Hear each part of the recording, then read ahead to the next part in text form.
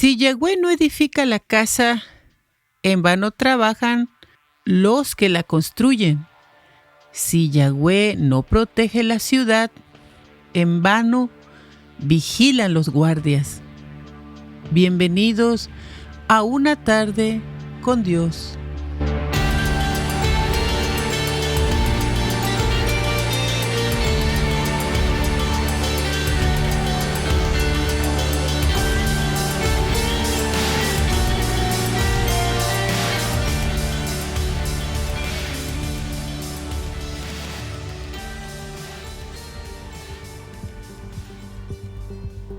Hablemos de cómo ser familias guerreras espiritualmente.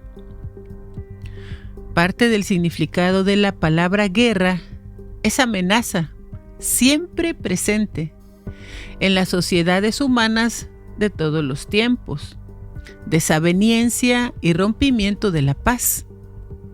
La guerra es una lucha que suele librar un país o un grupo de países contra una fuerza opuesta. Las guerras se libran por diversas razones, entre ellas económicas, territoriales, religiosas, políticas, civiles, de venganza e ideológicas. Para que exista la guerra, solo tiene que haber desacuerdos entre dos grupos de personas.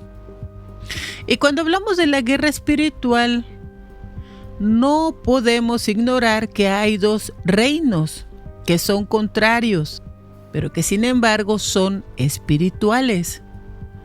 Recordemos cuando el Señor Jesucristo fue apresado y fue llevado ante Pilato y dio una respuesta como esta. En Juan 18:33 dice: respondió Jesús, mi reino no es de este mundo.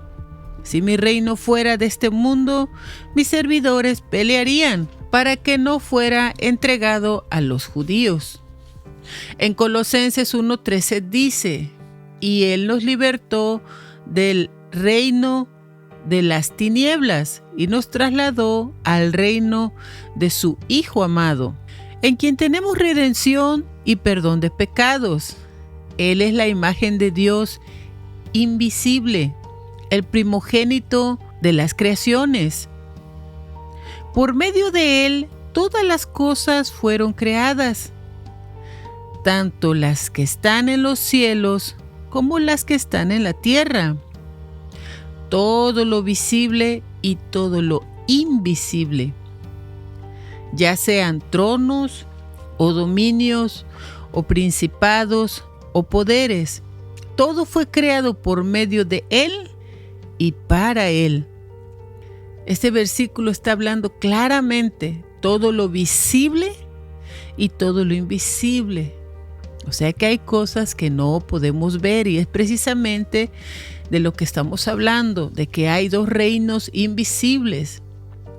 En Hechos 26:18 dice: para que abras tus ojos, para que se vuelvan de las tinieblas a la luz y del poder de Satanás a Dios, y reciban el perdón de pecados y tengan parte con los santos por medio de la fe que está en mí. En Apocalipsis 12:7 podemos ver un reino establecido, que es el reino de Dios, y que está en los cielos, y que además es invisible. Pero este reino fue dividido, y al estar en desacuerdo, entró en conflicto que llevó a la guerra, y entonces miramos que hubo una guerra en los cielos. El versículo dice así: hubo una guerra en los cielos, y Miguel y sus ángeles lucharon contra el dragón, y el dragón y sus ángeles lucharon. Recalco, esta guerra no fue terrenal, fue celestial.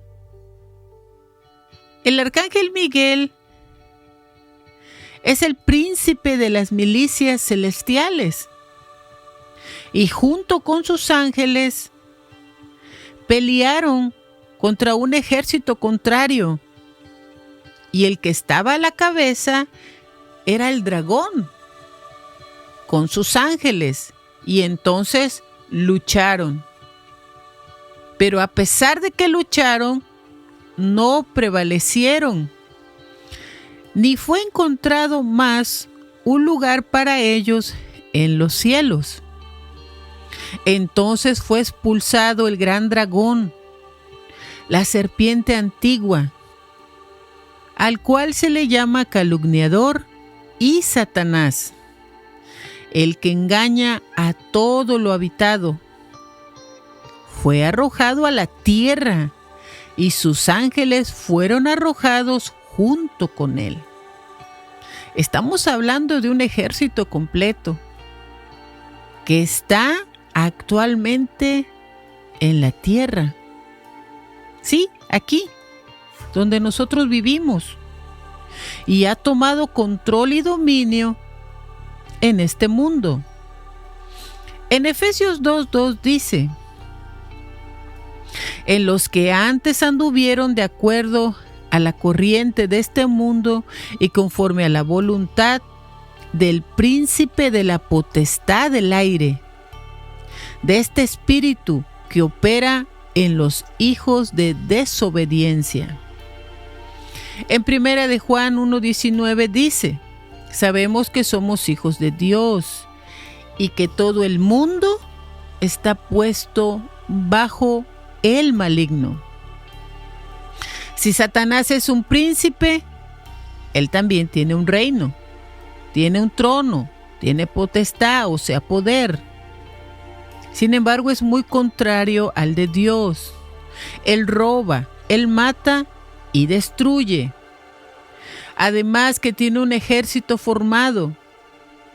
Y la Biblia nos está mostrando su existencia. Pero nosotros muchas veces lo ignoramos porque somos demasiado físicos. Solo nos movemos por lo que podemos ver. Sin embargo, todo esto se mueve en un ámbito espiritual, algo que nuestros ojos no pueden ver. Es por eso que Pablo nos advierte en Efesios 6:12, porque su lucha no es contra carne y sangre, sino contra principados, contra gobernantes, contra los poseedores de este mundo de tinieblas y contra los espíritus malignos que están bajo los cielos. En pocas palabras, ellos son seres invisibles. Sin embargo, este versículo empezó diciendo: porque su lucha. O sea que, ¿a quién le está hablando ahí? Nos está hablando a nosotros, los creyentes, los que nos decimos ser hijos de Dios, los que hemos depositado nuestra fe en Jesucristo. Está diciendo que nosotros estamos también participando de una lucha. ¿Qué significa la palabra lucha? Significa pelear, combatir, contender a brazo partido. Es el esfuerzo que se hace para resistir a una fuerza hostil. Luchar, pelear, utilizar agresión. Ahora, cuando pensamos en la familia, nos damos cuenta que la familia está en el centro del plan de Dios. Pero ¿qué creen? También está en el blanco de Satanás. No por eso hoy vemos tantos divorcios, separaciones, mujeres maltratadas, no comprendidas, padres proveedores, padres indiferentes que no participan de la educación de sus hijos, que creen que con traer lo necesario a sus casas ya cumplieron. Vemos tantos hijos huérfanos, descarriados, desobedientes, rebeldes. Quizás esto es comprensible en familias que no conocen a Dios, donde ningún miembro de la familia es cristiano. Pero cuando miramos familias que se dicen cristianas, y es un decir, familias que ya están fragmentadas, porque solamente asiste la esposa con un hijo o el esposo con uno o dos miembros de su familia, nos damos cuenta que algo no anda bien, porque además ha sido así y pasan años y la situación no cambia. Entonces miramos que la familia está dividida. Es como que dentro de la familia hay dos bandos.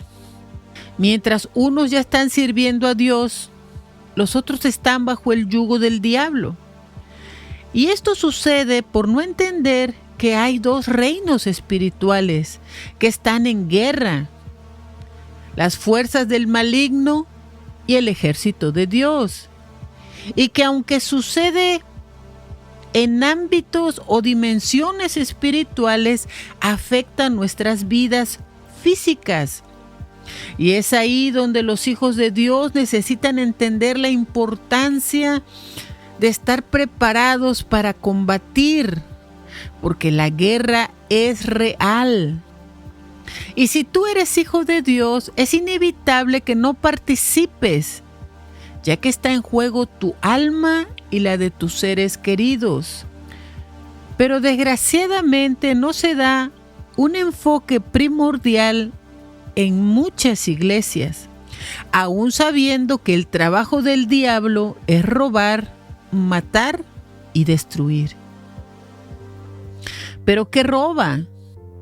Pues roba tu paz, tu atención de las cosas de Dios, tu comunión con Dios, tu relación con tus hijos, tu dignidad, tu alegría, tu tranquilidad, tus sueños, tu esperanza, tu fe, tu salud. La lista es larga. Su objetivo real eres tú. Él sabe que va a perderse y lo que le espera en el lago de fuego, pero no se irá solo.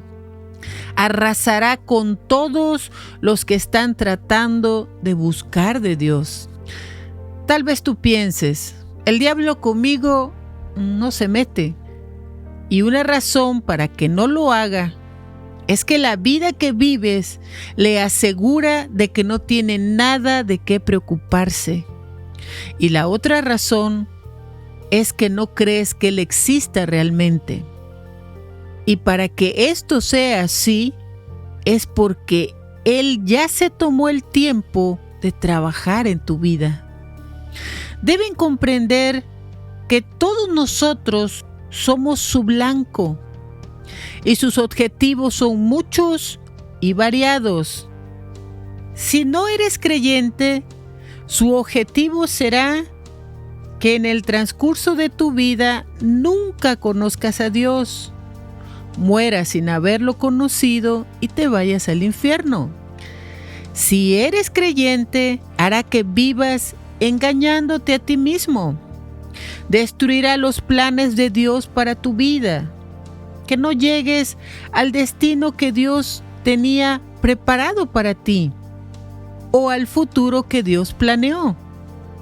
Entrar a la guerra es sí o sí, a menos que quieras seguir en la misma condición en la que estás, desanimado, frustrado, enfermo, con doble ánimo, amargado, lleno de rencor, con resentimiento.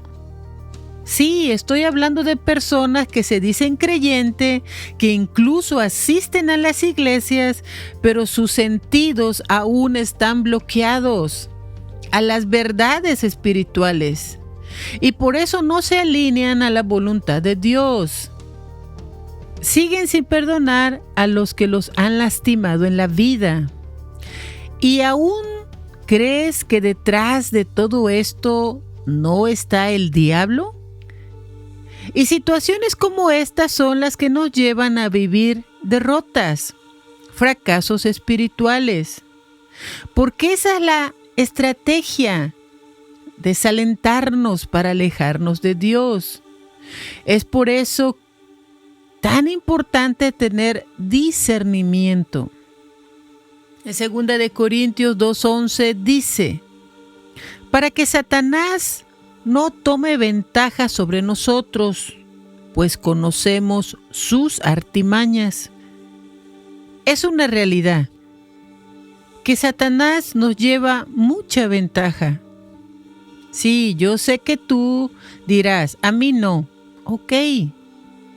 Solo observa cuántos de los miembros de tu familia han sido ganados ya para Cristo. Porque la mayoría de las familias, como lo dije anteriormente, están divididas. En Oseas 4:6 dice, mi pueblo perece por falta de conocimiento.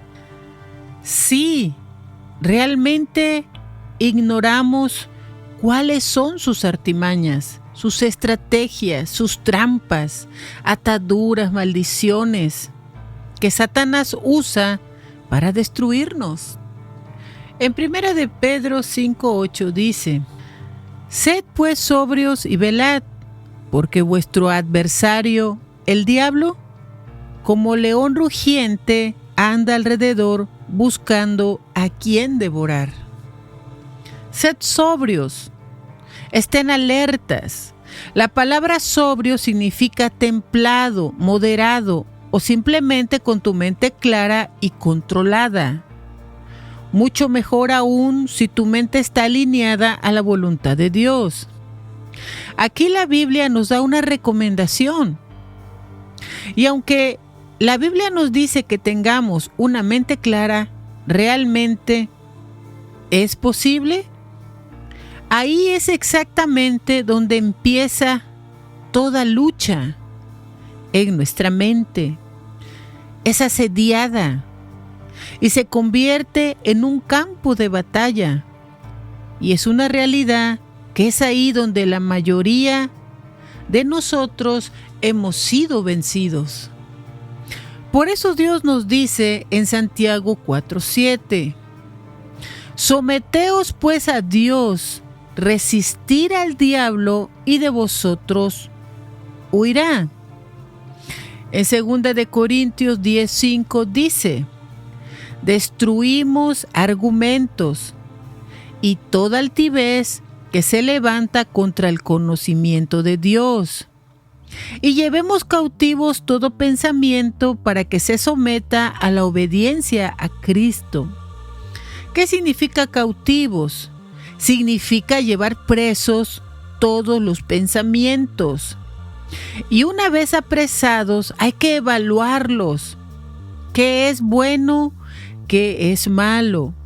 ¿Qué es útil de lo que no lo es? ¿Qué es santo? ¿Qué es justo? ¿Qué es correcto? Todo debemos someterlo bajo el control de Dios. Pensar 2 veces antes de hablar. Reflexionar y ver los pros y los contras en las situaciones que se nos presentan. Aprender a examinarlo todo. Dice el versículo, retened lo bueno y absteneos de toda especie de mal. Y el mismo Dios de paz os santifique por completo, y todo nuestro ser, alma y cuerpo sea guardado irreprensible para la venida de nuestro Señor Jesucristo. Tal vez tú digas, bueno, esto es muy obvio para mí, muy claro, de hecho yo lo practico. Eres una persona madura espiritualmente. Yo sé que hay personas con un amplio conocimiento y discernimiento espiritual. Sin embargo, sus hijos, esposos o esposas, hermanos, familiares, están perdidos. Es como cuando somos ávaros. Todo lo quieres para ti. Tú has crecido, tú has madurado, tú te has fortalecido en Dios. Pero ¿qué pasa con tus hijos? Porque, resistes al diablo y el diablo huye. Pero como el diablo no se cansa, ¿qué hace? Bueno, si no puedo contigo, Él buscará nuevas formas o estrategias. ¿Cómo? Dándote por donde más te duele, o sea, tus seres queridos, porque ellos no oran como tú, no ayunan como tú, no guardan la palabra en su corazón, por lo tanto serán el nuevo objetivo. Y claramente son puertas y ventanas abiertas por donde el diablo puede entrar fácilmente. Necesitas llegar al punto de que cada miembro de tu familia, o sea, hijos, esposo, lleguen a ser un equipo con un mismo pensamiento y un mismo corazón. Y que su centro sea Jesucristo. Es una realidad que aunque digas el diablo conmigo no puede, la mayoría de las familias están fragmentadas, fracturadas, rotas, heridas, desunidas. Porque no todos los miembros de la familia son creyentes. Y ahí es como te das cuenta que el diablo logró su objetivo, destruir tu hogar, porque es un lugar donde nadie está de acuerdo. En el mismo versículo dice: y estad alertas. Esto significa estar atento, vigilante. Y es un estado en el cual tomamos precauciones específicas debido a un evento adverso imprevisto. Casi es imposible no estar atento ante las alertas que nos llegan por el teléfono de catástrofes, como terremotos, incendios, tsunamis. ¿A quién no le llegan? E inmediatamente las personas prestan la máxima atención y vigilan, ya que se decreta por autoridad en el momento de gran peligro. Y debemos estar no solo atentos, sino rápidos a responder, porque la orden puede ser evacuar incluso nuestros hogares. Sin embargo, todas las alertas, advertencias que con tanta constancia nos da la Biblia, deberíamos de actuar de la misma forma. Sin embargo, es como si nos quedáramos totalmente haciendo lo contrario. Nos quedamos pasivos y quietos. Y es porque no alcanzamos a comprender los alcances de un conflicto, que de hecho puede alcanzar límites inesperados.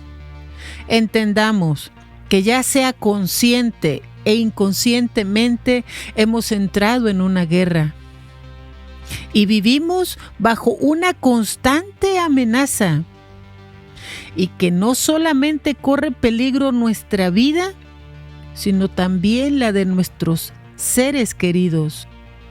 Recordemos un poco la historia de Job. Él ni siquiera se enteró, pero en el cielo se estaba hablando acerca de él, y las partes estaban en desacuerdo.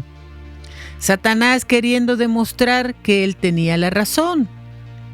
En Job 1:8 en adelante dice: luego dijo Yahweh a Satanás: ¿has considerado a mi siervo Job, que no hay otro como él en la tierra?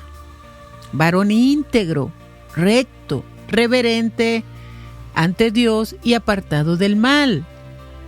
Respondió Satanás y dijo a Yahweh: ¿acaso reverencia Job a Dios de balde? Has hecho reposar tu mano sobre él, sobre su casa, sobre sus hijos, y todo lo que tiene en todo lugar. Has bendecido la obra de sus manos, y has multiplicado sus posesiones sobre la tierra. Pero extiende tu mano, y toca lo que tiene, y verás si no blasfema contra ti en tu misma cara. Entonces Yahweh dijo a Satanás: he aquí, entrego en tus manos todo lo que tiene, solo no extiendas tu mano contra él. Y salió Satanás de delante de la presencia de Yahweh, era una guerra. Dios, por demostrar que Job era un varón íntegro, justo y apartado del mal. Y el diablo, por demostrar que esa reverencia a Dios era porque Dios lo había bendecido y prosperado en sobremanera. Así que están en un desacuerdo, en un conflicto. Y esto estaba sucediendo en el cielo, en el plano espiritual. Sin embargo, el que recibe las consecuencias de este desacuerdo es Job, quien sufre la pérdida absolutamente de todo. Por favor, lee Job capítulo 1 y Job capítulo 2 del 1 al 10. ¿Cómo actuaríamos cada uno de nosotros ante sucesos tan catastróficos, dolorosos, la pérdida de hijos, todos en un instante? Esto no es cualquier cosa, es algo profundamente doloroso y difícilmente de asimilar. Sin embargo, en Job 1:20 leemos: entonces Job se levantó, rasgó su manto, se rapó la cabeza y adoró postrado en tierra, y dijo: desnudo salí del vientre de mi madre, y desnudo volveré. Yahweh dio, Yahweh quitó. Bendito sea el nombre de Yahweh. En todo esto Job no pecó, ni blasfemó contra Dios. Por supuesto, Dios conocía a Job. Recuerden que Dios examina nuestra mente y hasta lo más profundo del corazón y de nuestras entrañas. Él sabía su respuesta, sin embargo, Él permitió que experimentara toda esta calamidad. La Biblia menciona que Job tenía 7 hijos y 3 hijas.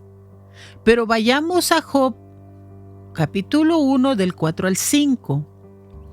Quiero que observemos por un momento la familia de Job. Sus hijos iban y celebraban un banquete en la casa de cada uno en su día, y enviaban a invitar a sus 3 hermanas a comer y beber con ellos. Y a mí esto me habla que era una familia unida, una familia que está en acuerdo, que si bien vivían aparte, se reunían para convivir y compartían. Esto me habla de unidad familiar. Versículo 5. Acontecía que transcurridos los días del banquete, Job enviaba por ellos a fin de santificarlos. Y se levantaba Job muy de mañana a presentar sacrificios conforme el número de ellos, pues decía Job: tal vez mis hijos pecaron y blasfemaron contra Dios en su corazón. Y de este modo hacía siempre. Al vivir ya cada uno en su casa, para mí esto significa que sus hijos eran mayores de edad, eran hombres adultos. Pero la Biblia dice que Job enviaba por ellos. Y ellos no se negaban, ellos venían. Esto significa que vivían en acuerdo con su padre y seguían las creencias y la reverencia a Dios de su padre Job. Sin embargo, esta unidad y esta armonía viene desde que ellos eran niños, cuando ellos fueron guiados por su padre. Porque aunque la palabra encierra a Job como un hombre íntegro, esa integridad y justicia se reflejó a lo largo de su vida y de su convivencia con sus hijos, su guianza, su amor por ellos, no solo en su vida diaria, como padre, como hombre, sino también en su reverencia a Dios. Es una realidad que nosotros seguimos el ejemplo de nuestros padres, ya que nosotros observamos más las acciones que las palabras. Estos hombres respetaban, obedecían a su padre, aún siendo adultos. Imaginen por un momento a Job de madrugada buscando a Dios en compañía de todos sus hijos. Ellos sabían la importancia de la santidad, de presentar sacrificios a Dios, de estar a cuentas con Dios. Y ten la seguridad de esto que hacía Job. Lo empezó a hacer desde que sus hijos eran pequeños. Ahora eran adultos. Miren, Job era un hombre reverente a Dios, temeroso de Dios, apartado del mal. Él como padre tenía esa preocupación porque sus hijos se santificaran, estuvieran limpios de pecado delante de Dios. Dice la palabra que de este modo hacía siempre. Eso no empezó un día. Esto fue constante a lo largo de la vida como padre, como esposo, como ser humano, en la vida de Job.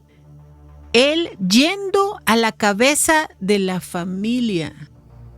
Aunque Job recibió un duro golpe, él estaba convencido de que había hecho buen trabajo como padre con sus hijos. Les había enseñado las verdades fundamentales de la reverencia a Dios y también de la santidad. Porque Dios pone a nuestros hijos en nuestras manos para que hagamos de ellos pequeños Cristos. En su inocencia podríamos enseñarles tantas cosas buenas. Muchos ganan almas para Cristo, pero los que Dios ha puesto en sus manos se están perdiendo. Dios quería familias santas, y si hubiéramos obedecido a Dios como era su voluntad, el mundo de hoy en día sería diferente. Muchos observamos ataques en ciertas áreas de nuestra vida, y Dios lo permite, porque hay áreas que aún necesitan ser sometidas bajo la voluntad de Dios. Y a través de estas luchas, ataques, pruebas, nuestra vida va siendo moldeada hasta tener el carácter de Cristo. Ahora pensemos por un momento en este evento tan extremo, tan trágico, tan fatal, que llega a la vida de Job repentinamente. Y la manera en la que él lo acepta. Y esto habla de que él era un hombre con mucha madurez, que tenía una profunda comunión con Dios. Y eso fue lo que le da la capacidad para aceptar y decir aquellos versículos tan conocidos que pronuncia ante la tragedia. Pero miren, quiero contarles acerca de que en mi adolescencia teníamos unos vecinos, una familia que servía a Dios.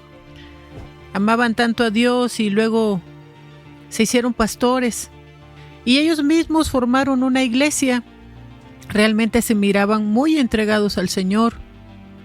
Pero desgraciadamente, con la llegada de la pandemia, el COVID, en el 2020, llega una gran tragedia a esta familia. Muere el pastor y mueren 2 de sus hijos. Por supuesto, ellos tenían más hijos, pero para su esposa, la hermana, fue una tragedia que devastó su vida. Es el día de hoy que aún no puede levantarse de ese inmenso dolor. Ella también estuvo a punto de morir en la pandemia, pero Dios no lo permitió. Y desgraciadamente, después de esta tragedia, ella cayó en una extrema depresión y hasta el momento solo desea morir, se resiste a comer, a tomar medicinas. Es un cuadro muy triste, doloroso. Ella tiene otros hijos, pero ella se quedó anclada en la terrible pérdida de parte de su familia. Por eso les digo que lo que le pasó a Job no es algo tan fácil. Job, en un mundo corrupto, se esforzaba por vivir en la voluntad de Dios. Este hombre tenía una madurez y también tenía fuerza espiritual. porque realmente él llevaba una vida de total entrega a Dios. Sabía que existía el mal y que no estaba exento de padecerlo, pero él estaba convencido que como esposo hizo lo mejor, que como padre hizo lo mejor y que como hijo de Dios estaba haciendo lo mejor.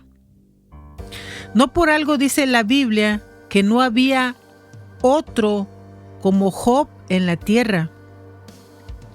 Por eso él tuvo la convicción y la capacidad de decir cada una de esas frases en medio del dolor que incluso él mismo llegó a experimentar en su propia carne.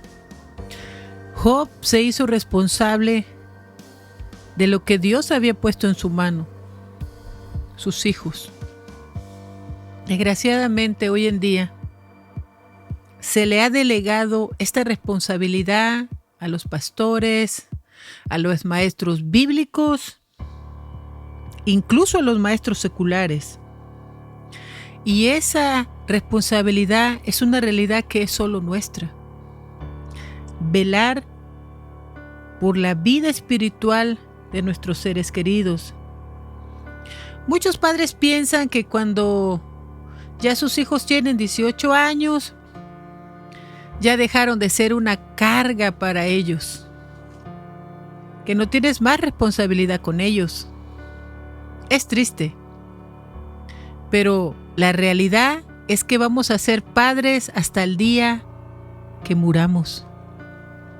Y tenemos que seguir intercediendo y ayudando para que las vidas de nuestros hijos prosperen y avancen. Su palabra dice: Yahweh dijo a Satanás: ¿has considerado a mi siervo Job, que no hay otro como él en la tierra, varón íntegro, recto, reverente ante Dios y apartado del mal? Bueno, pero se supone que está hablando de familias guerreras espiritualmente. Pues qué mejor que tomar las mismas palabras que describen a Job: integridad. En Job 31:1 dice: he hecho pacto con mis ojos para no mirar a una doncella. Por favor, te recomiendo que leas todo el capítulo 31 de Job. Lee y medita cada uno de estos versículos. Este hombre era íntegro en todas sus acciones. Tú podrás ser una persona de mucha oración, pero si no vives una vida íntegra, esa oración no pasará del techo. Son palabras que se lleva el viento. Y estos puntos que voy a decirte, no solamente debes de vivirlos, sino que debes de transmitirlos a tus hijos. Es más que palabras, es vivir en integridad en cada una de tus acciones. Job estaba tan seguro de que todas sus acciones eran íntegras. En Job 31:6 dice: Él me pesará en balanza de justicia. Así Dios conocerá mi integridad. La integridad hacía que se mantuviera en caminos rectos, de no ser seducido por la mujer extraña, de no depositar su confianza en el dinero. Es cierto que muchos hemos olvidado que tenemos que rendirle cuentas a Dios. Este hombre no amó la riqueza a pesar de ser el hombre más rico de sus tiempos. Y él estaba consciente de que no hay nada oculto ante los ojos de Dios. Él tenía en cuenta la importancia de no encubrir sus pecados y sus culpas. Y esto habla de que él examinaba su vida constantemente. Y esto es algo que la mayoría de las personas no hacen. Por eso las vestiduras blancas que Dios nos entregó cuando nos convertimos al Señor están manchadas y con arrugas. Por eso es tan importante autoexaminarnos día a día, porque todos los días pecamos. Él era un hombre recto, y la rectitud significa que sigue una sola línea y no hace curvas o ángulos. En Proverbios 4:11 dice: porque el camino de la sabiduría te ha encaminado, y por veredas derechas te he hecho andar. En Salmos 37:28 dice: porque Yahweh ama la rectitud y no desampara a sus santos, para siempre serán guardados, mas la descendencia de los impíos será destruida. Todo esto va de la mano: la integridad, la rectitud, la reverencia a Dios. Esta significa tener un profundo respeto y amor a Dios, honra, expresarle gratitud, obedecer sus mandamientos. Esto se encierra en vivir en su voluntad, llevar una vida agradable delante de Él. En Salmo 128 dice, léanlo todo, es chiquito: dichoso todo el que reverencia a Yahweh y camina en sus sendas. Cuando comas de la labor de tus manos, oh hombre, te irá bien, y le irá bien a tu alma. Tu esposa será como majestuosa vid en los linderos de tu casa. Tus hijos serán como plantas de olivo alrededor de tu casa. Así será bendecido el varón que reverencie a Yahweh y apartado del mal. En Proverbios 3:7 dice: no seas sabio en tu propia opinión, teme a Yahweh y apártate del mal. En Proverbios 16:6 dice: con misericordia y verdad se perdona la iniquidad, y con el temor de Yahweh los hombres se apartan del mal. En Salmos 34:12 dice: ¿quién es el hombre que desea vida y anhela ver días buenos? Guarda su lengua del mal y sus labios de hablar engaño. Apártate del mal, haz el bien, busca la paz y síguela. Siempre que oímos hablar de Job, lo vemos como pobrecito Job, todo lo que le pasó. Pero este hombre era un hombre sabio, entendido y con conocimiento. ¿De cuántas personas Dios expresó una frase como esta? No hay otro como Él en la tierra. Y estamos hablando de la opinión que Dios hacía hacia un hombre.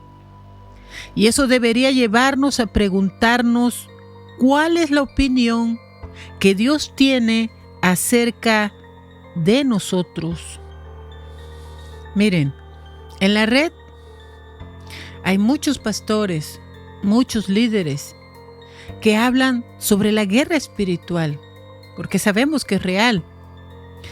Y ellos explican perfectamente bien todo, la importancia de la oración, el ayuno, el cilicio, y es muy valioso todo lo que explican. Pero un exorcista o los grupos de liberación, una persona que está a la cabeza y tiene el don de la liberación, no podría realizar una liberación, al igual que un exorcista, un exorcismo, sin vivir una vida íntegra, recta, reverente a Dios y apartada del mal. Porque el poseído se burlaría de él, haciéndolo dejar en vergüenza. Como dicen, le sacaría los trapitos al sol. Y lo que está realizando no tendría poder, porque su vida no está alineada a la voluntad de Dios. Y el demonio es lo primero que hace: mencionarle cada una de sus acciones pecaminosas y empezar a atacar sus partes débiles. Es necesario que cada uno de nosotros llevemos a nuestros hijos al punto de practicar y vivir cada uno de estos puntos, ya que cada día, en cada palabra y en cada acción, debe reflejarse en tu vida diaria. Que tengan la capacidad de rechazar, de renunciar al mal, aun si nadie los está viendo. Saber que ante Dios no hay nada oculto. No podemos relegar nuestra responsabilidad a otros, ya que nosotros somos quien daremos cuentas. Por un momento pensemos en el rey David, su vida, su historia. Sí, él era un hombre conforme al corazón de Dios. Pero si volteamos a mirar su vida familiar, era un desastre. Es muy evidente que este hombre en realidad amaba a Dios. Mira tan solo todos los salmos que escribió. Pero él era un rey, era un guerrero, era hombre. Y también se le iban los ojos por las mujeres. Y en medio de su seno familiar hubo muchas desgracias.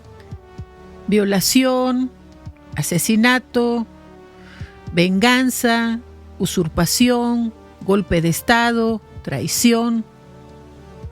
El que parecía un poquito más prudente fue Salomón y también acabó mal. Así que continuamente había puertas abiertas por donde el mal se infiltraba. Quizá como rey y ante la responsabilidad de un pueblo, descuidó a su familia. Y eso es por lo regular lo que le pasa a la mayoría. El trabajo es necesario en la vida. La vida cada día se hace más cara. Y es la causa por la que mental y físicamente pues nos vamos desgastando. Estamos cansados, agotados. Y quizás esa es nuestra mayor excusa y mejor excusa por fallar a nuestras responsabilidades. En Éxodo 19, del 5 al 6, dice: Ahora pues, si dieres oído a mi voz y guardaras mi pacto, vosotros seréis mi especial tesoro sobre todos los pueblos, porque mía es toda la tierra, y vosotros me seréis un reino de sacerdotes y gente santa.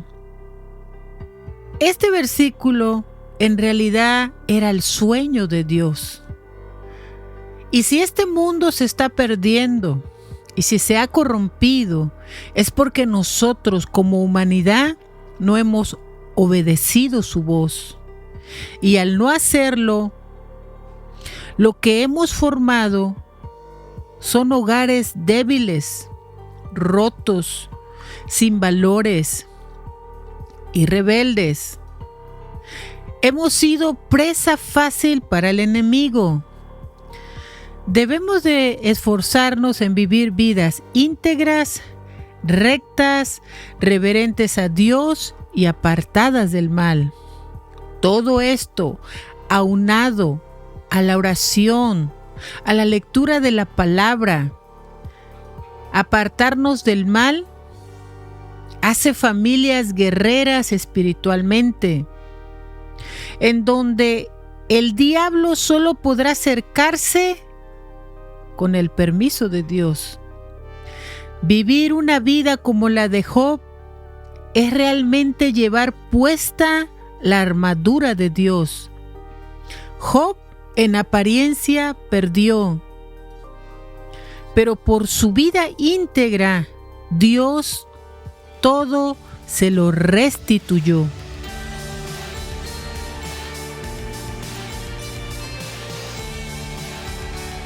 Una tarde con Dios es una producción por Freddy Romero.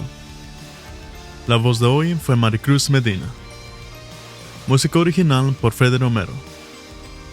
Visita nuestro canal de YouTube, Verdad Superior, o visita nuestro sitio verdadsuperior.com para más información sobre el mundo espiritual. El proverbio de hoy. Justo es quien lleva una vida sin tacha. Dichosos los hijos que siguen su ejemplo.